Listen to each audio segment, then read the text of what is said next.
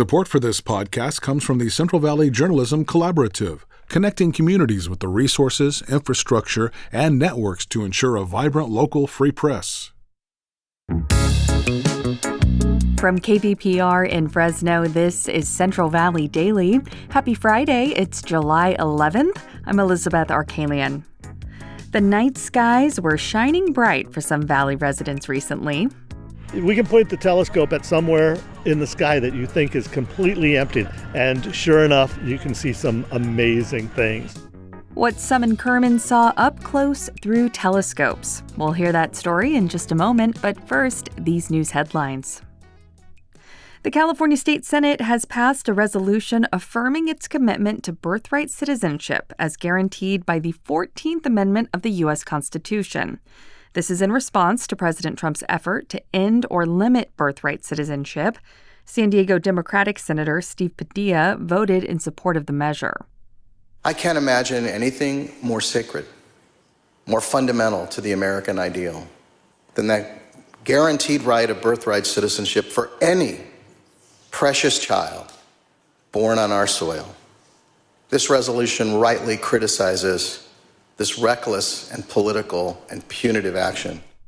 The resolution says birthright citizenship is especially important in California, where 1 in 4 residents is an immigrant, or where about 1/2 of all children in California have at least one immigrant parent. Supporters of ending birthright citizenship say it incentivizes undocumented immigration, where individuals come to the U.S. specifically to give birth, ensuring their children gain automatic citizenship. The Trump administration is suing California over its regulation of eggs and chicken farms, arguing it's contributing to high egg prices. California has multiple laws in place to prevent cruelty to chickens and to prevent foodborne illnesses. Among the laws is one that ensures chickens are able to fully extend their limbs. The administration also says a 1970 federal law means only it can regulate egg safety. California's laws have also faced legal challenges from other states. Last month, the Trump administration threatened to pull billions in funding from California's embattled high-speed rail authority. As Juliana Morano reports from our partner newsroom Fresno Land, the authority's CEO is defending its progress. The rebuke came last month from a Department of Transportation administrator. He described the high-speed rail project as a, quote, story of broken promises and of waste of federal taxpayer dollars. As a result, he warned the feds could pull $4 billion in grants. But in a lengthy response this week, Rail CEO Ian Chowdhury said the project has reshaped the Central Valley, including with 70 miles of rail line and a handful of massive overpasses. Plus, Chowdhury says the project has paid thousands of workers for 13 million hours of work. Chowdhury has requested to meet with federal administrators before they make a final decision about funding. With Fresno Land, for KVPR, I'm Juliana Morano. The Fresno Housing Authority says it is shutting down 2 temporary housing shelters in Fresno. Officials say funding from the city ran out, and it's informed its clients about the closures that will happen by the end of the year. The agency will stop accepting new clients at the shelters at the end of this month. These are among the 4 shelters the Housing Authority has operated since the pandemic. Officials say the 2 others are now permanent housing facilities. A Kern County judge has given the green light for constructing a Veterans Affairs clinic in Bakersfield. The Bakersfield Californian reports city leaders are calling it a win. This comes after years of pushback to the project by a veterans group. The group argued that the project didn't comply with environmental regulations.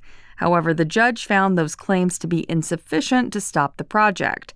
The VA clinic would be built in North Bakersfield, just off Highway 99. Support for Central Valley Daily comes from the members of KVPR. Join at $8 or more per month and access ad-free NPR podcasts through NPR Plus. Give now at kvpr.org/donate. And now to our main story. On a recent night in the town of Kerman, hundreds of people gathered at the local football field. They were there for an event that's happened in Kerman only twice before, and it left the community starstruck. KVPR's Samantha Rangel was there and brings us this stellar story. It's a breezy evening in Kerman, and Brian Bellis is standing on the Kerman High School football field. Oh, nice. Oh, it looks gorgeous. But he's not watching a football game. He's looking through a telescope at the night sky. It's about 250,000 stars in a tight grouping called a globular cluster. Oh, yeah.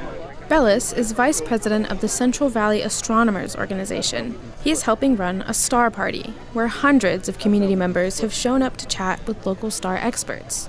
Long lines stretch behind 10 telescopes set up along the edge of the grass. We can point the telescope at somewhere in the sky that you think is completely empty.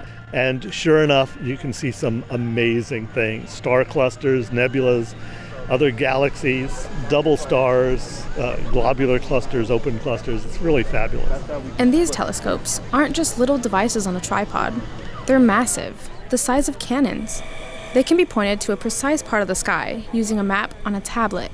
We are moving to the M13, the globular cluster in Hercules, right there. Bellis's organization hosts dozens of events each year, usually in places with less light pollution or more people, like Millerton Lake or Fresno's River Park Shopping Center. But this is only the second time they've come to Kerman, and the crowd is huge, around 400 people, including 14-year-old Ashlyn Landa. Oh my gosh, that looks so cool. Oh my gosh. Does it have a name? Yes, it's called the Hercules cluster, or the designation is M13. Like many others, Landa says this is her first time looking through a telescope. She and a few other kids tell me about their favorite things to see tonight. The swan's eye, it's like 2 stars. There's a blue one and a yellow one. Lots of stars. Lots of stars. I love the stars. It's so cool. Sort of like a big star, but it was made of like little stars and it kind of looked like a blur. It's like a dusty orange type of color. A local teacher brought these star parties to Kerman. Taylor Salazar teaches Earth and Space Science at Kerman High School.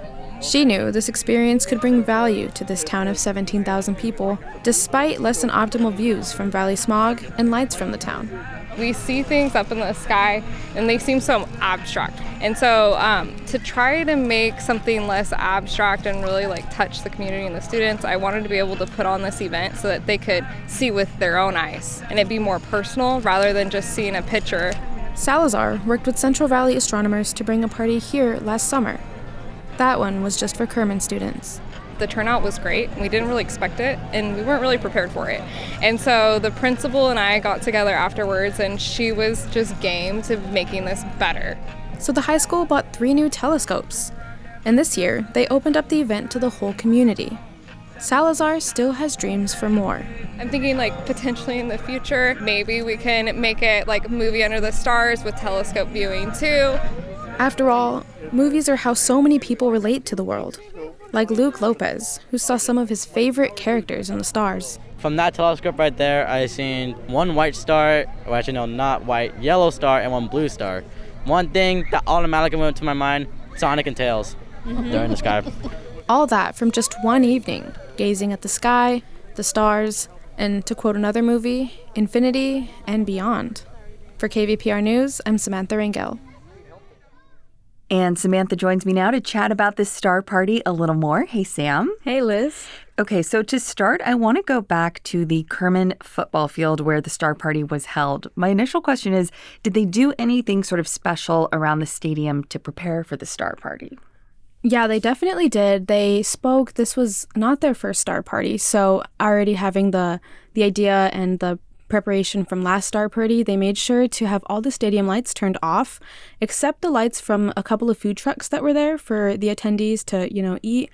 So it was completely dark. And in addition to the lights being off, the telescopes have this light pollution filter that helps to darken the background, so anything that is being seen through the scope is a lot more clear. Wow. Yeah, I was certainly thinking about those stadium lights can be so bright. Right. So they kind of made accommodations to make it good for stargazing.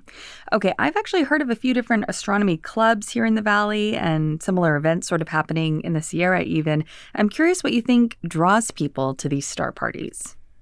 Definitely wonder. I think that supersedes a lot of other things that draw them in, but a lot of the attendees that I spoke with were super curious just to see what's up there and what else is there other than the moon and the stars. I mean, I think typically when anyone looks up just with their bare eyes, it's just lots of little constellations, lots of dots, but being able to kind of get into it in a deeper level was really something that everyone of all ages that were there wanted to see. And it's not an activity that only caters to one set group of people. I mean, there's people there of all ages, there's educators, teachers, kids and their families, and even grandparents who were just like, it was just a nice, cool night, and I just wanted to be out here. And especially, I think with small towns like Kerman, these community events are valued. It's something that really engages everybody, from really young kids stepping up on these step stools to these older fellows who like to look at the stars every night. Yeah. Well, and they probably don't have access to these telescopes, right? So that's probably an incentive too. Yes. You know, you mentioned there were star experts at this star party in Kerman. So who exactly were those people? Yeah, the Central Valley Astronomers is the name of the organization that hosted it.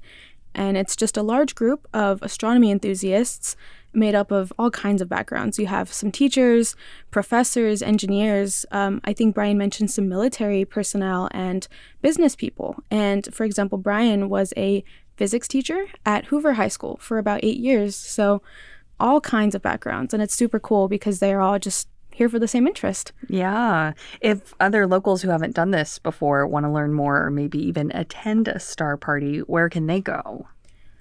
I would recommend the website that the organization has. It's cvafresno.org. And I know on there they have the yearly calendar with all sorts of events that they host, again, in River Park and Millerton Lake, which are all the sidewalk viewing parties. And then, of course, they have their Facebook page.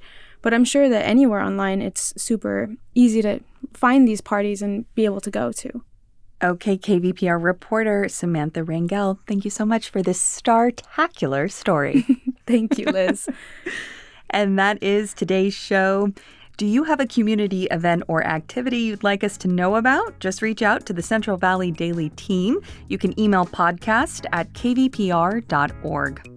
Today's episode was produced by Jonathan Linden, Samantha Rangel, and Carrie Klein, with KVPR and support from the Central Valley Journalism Collaborative. I'm Elizabeth Arkalian. Find the latest local news anytime at kvpr.org.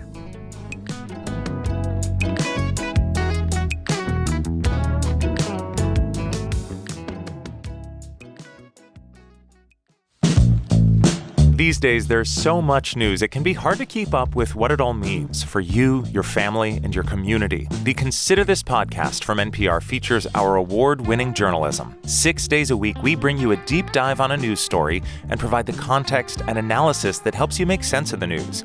We get behind the headlines. We get to the truth. Listen to the Consider This podcast from NPR.